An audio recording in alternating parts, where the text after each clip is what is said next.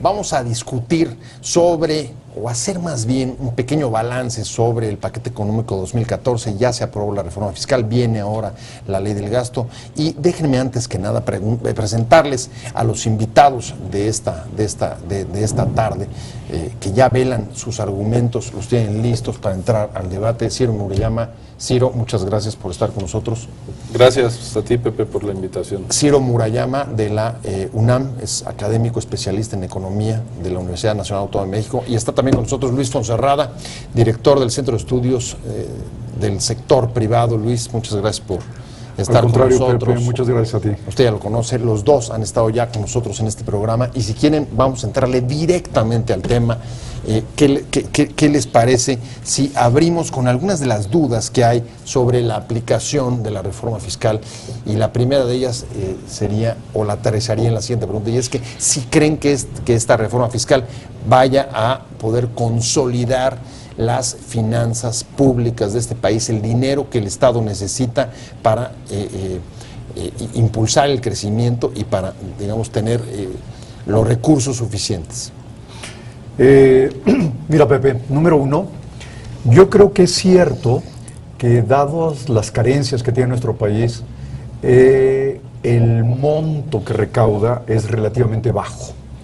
Parecía que era, o parece que es necesario que se incremente, y yo creo que esta reforma ha perdido una importantísima oportunidad para recaudar más de mejor manera, logrando competitividad, logrando incentivar la inversión y por lo tanto generar más empleos y más crecimiento. Había formas de hacerlo. Creo que se hizo todo lo contrario, ¿no? Eso de una parte. Por otra parte, no hay ningún elemento que permita pensar que el gasto va a mejorar en términos de su calidad, que vaya a ser más transparente, que se vaya a desperdiciar menos, que vaya a ser más eficaz, porque las metas que han tratado de cumplir con el gasto no se han logrado. A veces algunos de los indicadores han empeorado. Es decir, el gasto público en general, con algunas excepciones, es un desastre. Y este gasto que viene, yo no veo que venga en términos de infraestructura o de elementos que permitan efectivamente generar un mayor crecimiento, ¿no? Entonces, me parece que en términos de crecimiento del futuro del país, no es una reforma que ayude, es más bien una reforma que retrasa, que podría haber sido mejor. Déjame separar el gasto del primer asunto, la parte fiscal, Ciro. ¿Tú compartirías la idea de que es una oportunidad perdida esta reforma fiscal? Que estamos en tal nivel de rezago en términos de recaudación. Estamos en el mismo nivel de hace 50 años. La economía mexicana se ha transformado de manera muy importante y seguimos alrededor del 10% de recaudación. Estamos 3 veces por abajo de la media de la OCDE o menos. Estamos 2 veces y medio de países de desarrollo similar al nuestro, como Argentina, Brasil. Es decir, somos un país que para su nivel de capacidad productiva y económica recauda muy poco. Esto es un problema incluso que cuestiona la legitimidad del Estado como ente recaudador y como pues un agente económico muy importante, de tal manera que dado ese rezago tan grande, era muy difícil pensar que todo se podía hacer de la noche a la mañana. Es decir, yo creo que hay que pensar que los cambios importantes que requiere nuestro país se tienen que dar en un plazo con una secuencia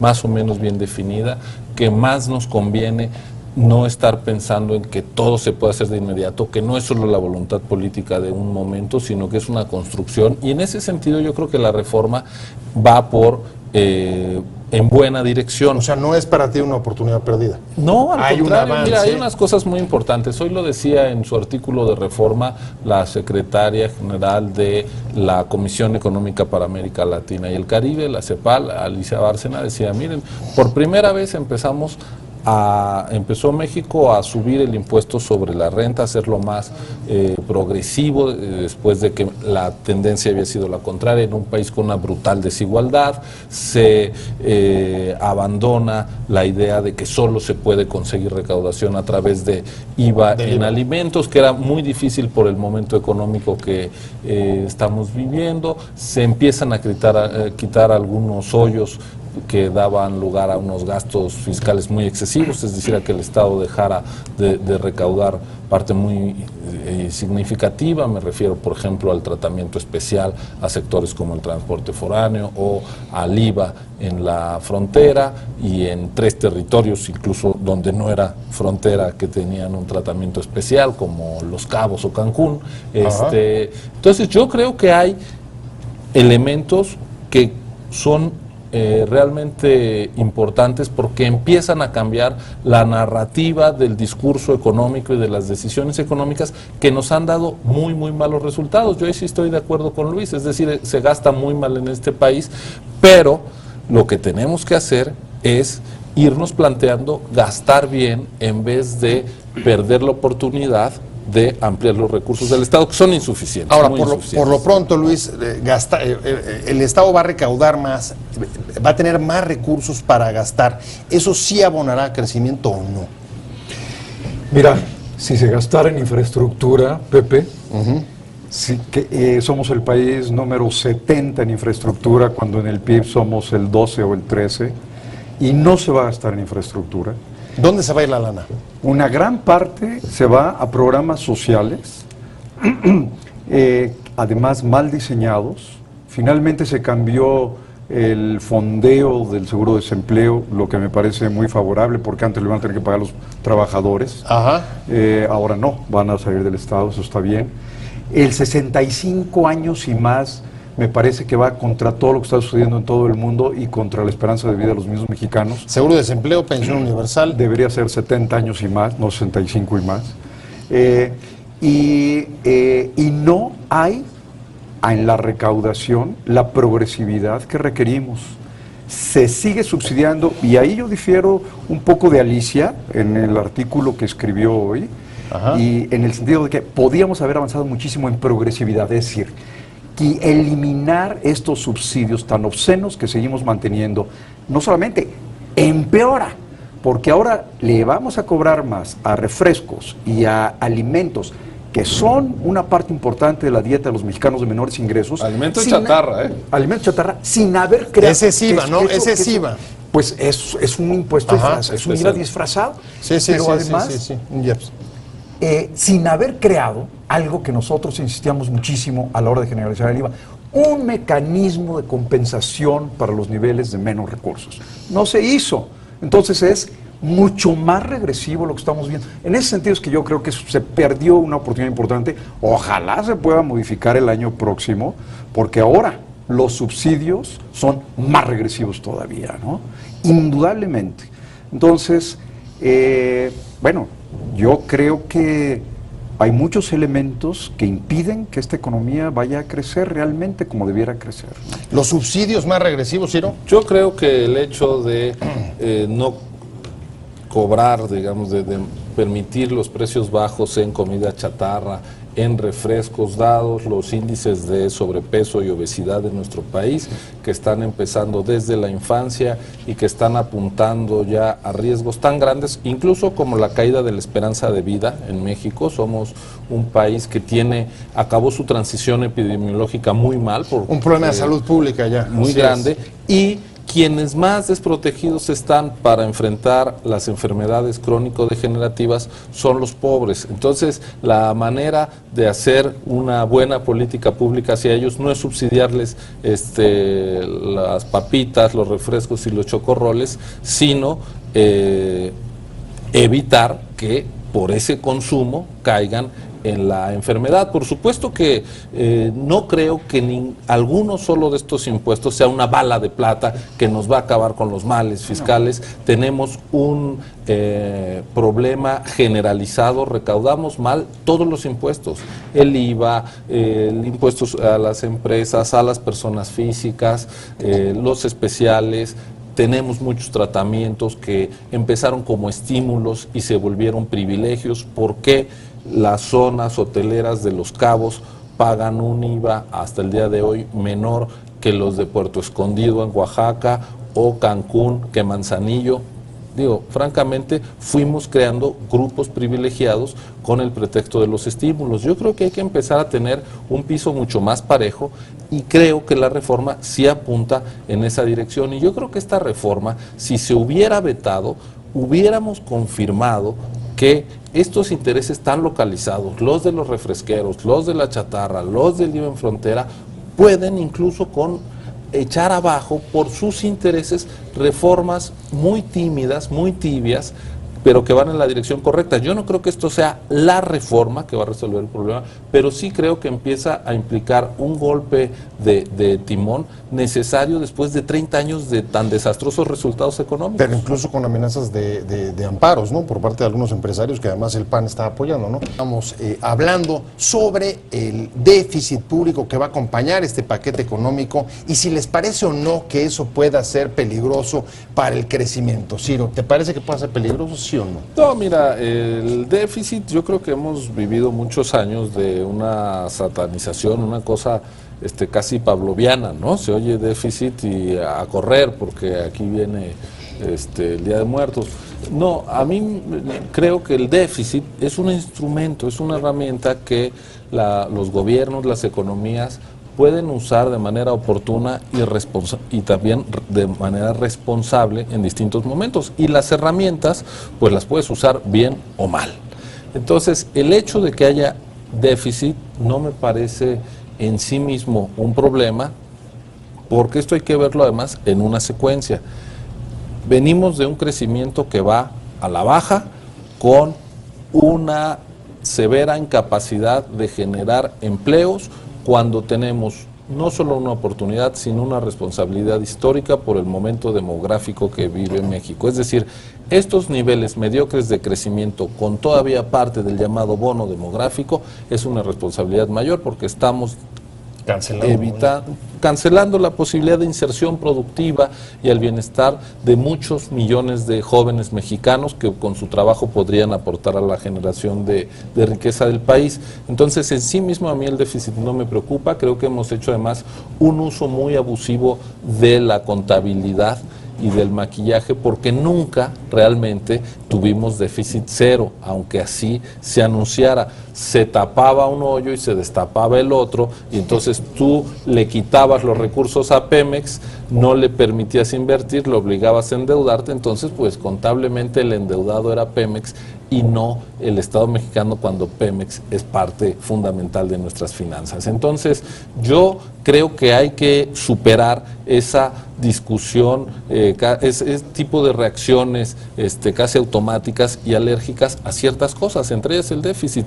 Y ahora en una economía que está desacelerando su crecimiento, pues es un recurso que hay que usar de manera muy responsable. Ese sí, hay que llevar el gasto a donde impacta las cadenas productivas, que no se vuelva un gasto clientelar, que no se vuelva un gasto en derroche, que pueda efectivamente sentar bases para un crecimiento mayor, porque las decisiones del Congreso son año con año, pero su horizonte debería de ser más allá. Entonces, por ejemplo, un buen plan de infraestructuras tendría que ser una exigencia para lo que sigue de las decisiones, que es el gasto. Muy bien. Ahora, Luis, el déficit está reflejando, el incurrir en déficit está reflejando, digamos, el nivel de estancamiento y en qué medida, si no se logran las expectativas de crecimiento, sí puede convertirse en algo peligroso. Sí, mira, déficit cero no ha habido. Era un cuento chino desde el año pasado. Ahí coincidirían de acuerdo. En que el maquillaje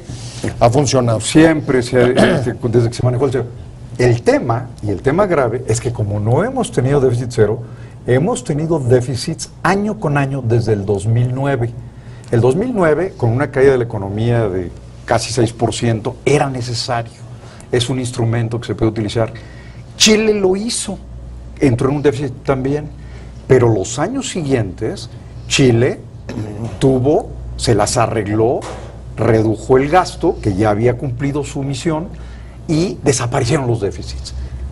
Tuvo superávits, y volvió a una estabilidad que le permite volver a endeudarse. Pero eso pasó por crecimiento. O sea, solamente creciendo pudo lograr... tuvo superávits. Porque superávits. empezó a crecer, pero tuvo superávits y creó el espacio para volverte a endeudar. Si tú necesitas endeudarte y no tienes cancha para endeudarte o te cuesta mucho endeudarte, estás en un problema. México entró también en un déficit más alto en el 2009, más alto en el 2010 y en el 11 y en el 12 mantuvo déficits de 2,5% del PIB. Para este año se está proponiendo un 2,9 para el 10. Ajá. Y la propuesta de esta administración, del presidente Peña Nieto, es incrementar el déficit en 4,1% del PIB para el año próximo. O sea, el real sumado, el oculto casi se te pone en 7% en 2014. En 2 años. En 2 años, Okay. ¿no? 2,9 en el 13, 4,1. Son 7 Sí, son años, 2 años de distintos. déficit. Si los acumulas, sí son. Esto no lo habíamos visto desde hace 25 años. Ahora, Sí, pero también tendrías Este- que acumular el PIB en esa cuenta. no lo acumules, no. Hablemos del 4,1 Eso. para el 14. Es un déficit gigantesco. Son 721,000 millones de pesos. ¿Cuánto necesitas crecer para poder tener suficientes recursos que te permitan Tendrías que pagar estar, y tener, digamos, tendrías las que estar posibilidades creciendo cerca del 5% durante varios años. Chile lo hizo, nosotros no. Y la propuesta para el 2015, para el 2016, para el 17, el 18 y para el 19, que ya no les toca, es incrementar todavía la deuda año con año. ¿Por qué? ¿Para qué? Sin reforma energética y sin reforma fiscal, las perspectivas más pesimistas de crecimiento del PIB para el año que entra son superiores a 3%. No es una caída de 5,5%. Entonces, ¿por qué disparar un déficit tan alto? Con las implicaciones que tiene. ¿Por qué, ¿Cómo Luis? financias ¿Por qué, Luis? 721? ¿Por qué disparar ese déficit? Yo creo que es un tema político. Yo creo que es un tema de llevar gasto no a inversión, sino a programas sociales, porque el 15 sigue del 14. Y en el 15 hay elecciones Compartes intermedias. esa Mira, idea, es un déficit político, un Realmente económico. hay Ciro, que tener mucho cuidado de que no sea así, pero realmente el decir México tiene una expectativa de crecimiento del 3 y entonces vámonos tranquilos, vámonos como estábamos y esa es la responsabilidad del gobierno, sí me parece muy difícil de encajar en el escenario social mexicano. A ver, INEGI nos pone las cifras y el Consejo Nacional de Evaluación de la Política Social en la cara cada 2 años. Aquí hay 50 y tantos millones de pobres. Aquí hay 60% de los trabajadores en la informalidad. Aquí hay el mayor ejército laboral de reserva de la historia de México, que está volviendo ejército delincuencial de reserva, para parafrasear a Marx. Si estos problemas tan graves, la pobreza, la desigualdad, la baja calidad del empleo, no justifican una política económica más activa, entonces sí podemos entrar a un juego donde la economía puede vivir de espalda a la mayoría. Y yo creo que eso es lo que ha pasado y debe de empezar de pasar. No a través de programas para la compra de voto y demás. Yo creo que hay que ser muy cuidadoso, pero mantener el nivel de gasto. Si nuestra recaudación es tan baja y por lo tanto nuestro nivel de gasto también, y tenemos el 30% de las primarias sin agua potable, pues no nos podemos dar esos lujos como país, porque bien lo recordaba Luis, somos un país relativamente rico, somos la 12, 13 economía del mundo, como para tener el 30% de las primarias en las condiciones que la tenemos.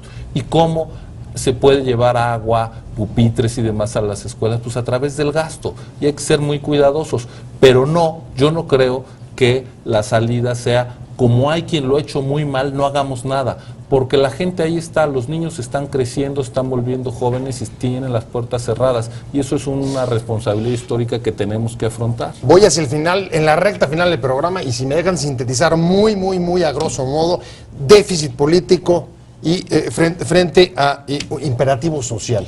Eso podría resumirlo. Luis, tus últimos comentarios. Mira, déficit, sí es en realidad déficit político, yo y aunque creo sea que así, puede traducirse en mayor crecimiento para el país, ¿o no? No. ¿Por qué? Porque el déficit es deuda. Y financiar 721,000 millones de pesos, está pidiéndose permiso para incurrir en deuda externa con 10,000 millones de dólares, que son 130,000 millones de pesos.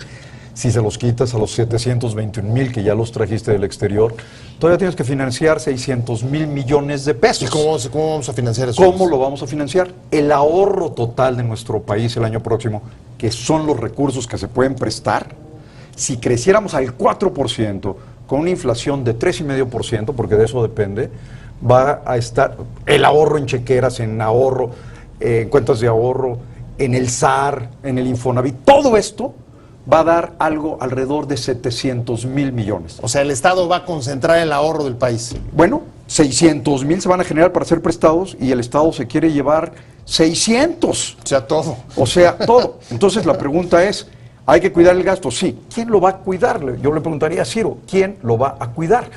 Hemos visto lo que ha sucedido y no importa el partido, es un Estado ineficaz para gastar.